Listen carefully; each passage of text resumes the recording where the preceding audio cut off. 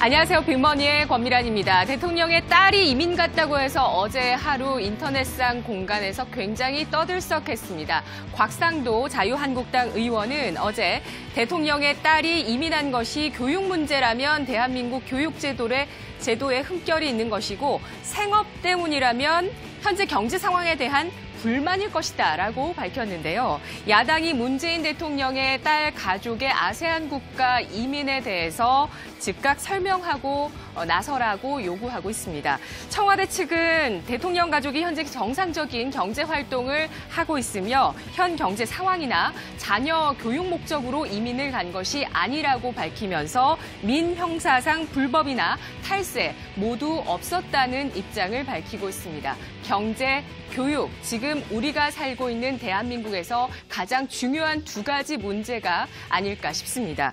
이번 주 종영을 앞두고 있는 이 JTBC 드라마 스카이캐슬이 우리나라 교육 현실을 그대로 투영하면서 굉장히 현실적이면서도 또 비현실적인 것 같은 그러한 사안들을 다루면서 굉장한 관심을 끌고 있습니다. 스카이캐슬은 지난해 11월 첫 방송에서 1.7%의 저조한 시청률로 출발을 했는데 중반부 넘어가면서 시청률이 이른바 터졌죠. 종편 역사상 최고의 시청률을 경신했습니다. 가장 최근 방송인 지난주 토요일에 19회 방송은 23.2%의 시청률을 기록하면서 내일 있을 2월 1일 마지막 20회 방송에 대한 기대를 안기고 있습니다. 스카이캐슬은 우리나라 최고의 명문대의 머리 글자를 연상케 하는 SKY 스카이캐슬에 살고 있는 대한민국 상위 0.1% 사모님들의 처절한 욕망과 경쟁을 풍자하고 있는 그러한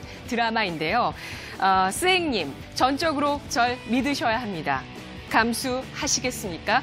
집으로 들이셔야 합니다. 수많은 유행어들을 남겼고 여러 가지 패러디를 현재 낳고 있으면서 숱한 화제를 몰고 오고 있는 드라마입니다. 이 같은 화제성과 예상치 못한 흥행 돌풍에 따라서 J콘텐츠의 주가까지 움직였었던 스카이캐슬 드라마였는데요. 이 드라마에 등장하는 김주영 스앵님, 이 입시 코디네이터가 실제로 존재하는 직업이냐, 이것이 또 굉장한 주목거리였습니다. 극중에서 입시를 전적으로 끌어주고 관리해주는 입시 코디네이터에게 주는 비용이 드라마상 강남 반포의 아파트 한 채 가격으로 묘사가 됐었는데요. 이런 직업이 실존하느냐 그 관심과 또 실제는 더하다라는 그러한 반응들이 함께 나오고 있네요. 스카이캐슬이 입시 문제를 고발한다.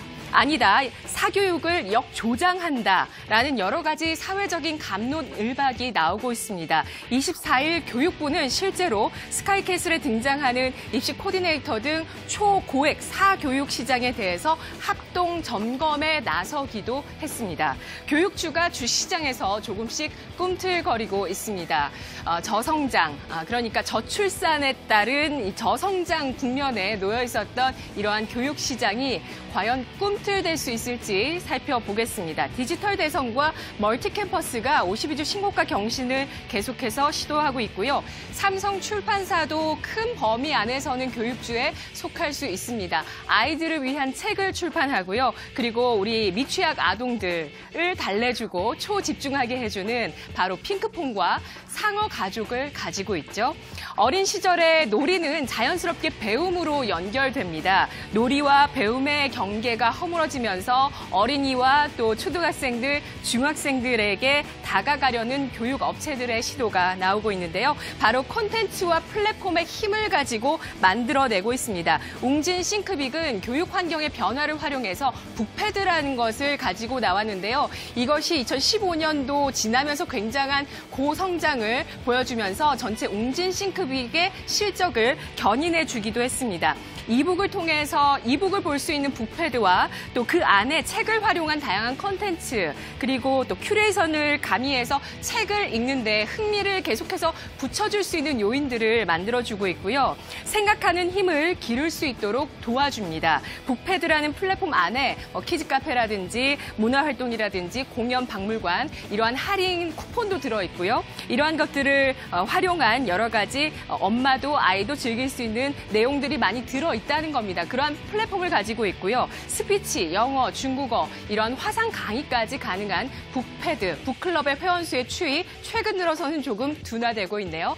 새로운 아이템이 나오고 있습니다. 바로 2월에 초등학교 1학년에서 4학년을 대상으로 하는 AI 수학인데요. 바로 스카이캐슬의 염정아 씨가 광고 모델을 하고 있어서 또 화제입니다. AI를 통한 밀도 높은 개인 맞춤 교육 프로그램인데요. 교육 시장에서 과연 이것이 먹힐 수 있을지가 상당히 주목되고 있네요. AI 엔진이 학생별로 분석을 합니다. 그 결과를 토대로 해서 난이도를 조절을 하고 적정 학생 양을 정해주고 맞춤 문제를 설계해주고 또 그 안에 게임도 결합이 되어 있습니다.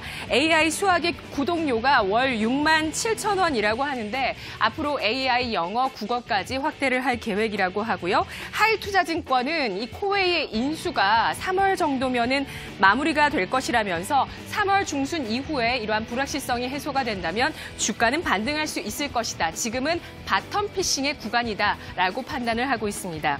디지털 대성은 국내 온 오프라인 입시 교육 전문 업체입니다. 대성 마이맥, 또 대성 엔스쿨과 대성 학원 같은 온 오프라인, 그리고 독서 논술 쪽의 한우리라는 사업체도 있고요. 국어 모의고사 전문으로 하고 있는 이감 같은 것들 사업 부문으로 가지고 있습니다. 올해 출시한 19 프리패스가 19만 원을 내고 2019년에 수능 1까지 모든 온라인 과목을 수강할 수 있는 그러한 패키지 상품인데요. 보시는 이러한 선생님들, 김주영 선생님 못지않게 굉장한 집중력을 끌어주는 그런 인터넷 강의 강사 분들이신데 경쟁사 대비해서 약 60% 정도 저렴한 가격 때문에 Q 온라인 회원 수의 증가가 일어날 수 있을 것이다라고 기대를 하고 있고요. 증권가에서는 일부 또 올해 최고의 교육주다라고 얘기하면서 PER 8배 수준, 현재 교육주 평균 11.6배 대비 낮은 수준이다. 앞으로의 성장 지켜보면서 주가 올라갈 수 있을 그러한 가능성 내다보고 있습니다. 멀티캠퍼스가 올해부터 반영되고 있는 삼성 청년 소프트웨어 아카데미, 그러니까 SSAFY가 올해부터 실적이 반영되면서 앞으로 이렇게 2020년까지 성장할 것으로 예상이 되면서 기대를 모으고 있습니다. 원래 사명이 크레듀였는데요. 삼성의 기업 내부의 어떤 교육 콘텐츠를 담당하고요. 그리고 외국어나 AI, 빅데이터 같은 교육 콘텐츠를 가지고 있습니다. 국내 제1의 IT 기업인 만큼 관련한 지식에 있어서는 또 국내 최고라고 할 수 있겠는데요. 그러한 이 멀티캠퍼스의 신고가 경신도 주목이 되고 있습니다. 정부도 올해부터 2023년까지 5년 동안 5,756억 원을 투입해서 전공과 대학 졸업 여부와 관계없이 희망자 500명을 매년 선발해서 인공지능, 가상현실, 증강현실, 빅데이터 등 이러한 소프트웨어 쪽의 인재를 앞으로 10,000명까지 양성할 계획을 갖고 있습니다. 프랑스의 에콜 41을 벤치마킹한 이 이노베이션 아카데미 정부에서 운영하고 있다는 부분도 여러 가지 교육 수요에 영향을 줄 것으로 보여지고 있습니다. 배움은 끝이 없다는 말이 있습니다. 100세 시대, 4차 산업혁명 시대에 있어서 국내 교육 환경, 과연 혁신과 성장이 나올 수 있을지 주목해서 살펴보시죠. 이 시각 주요 경제 뉴스 오상혁 아나운서입니다.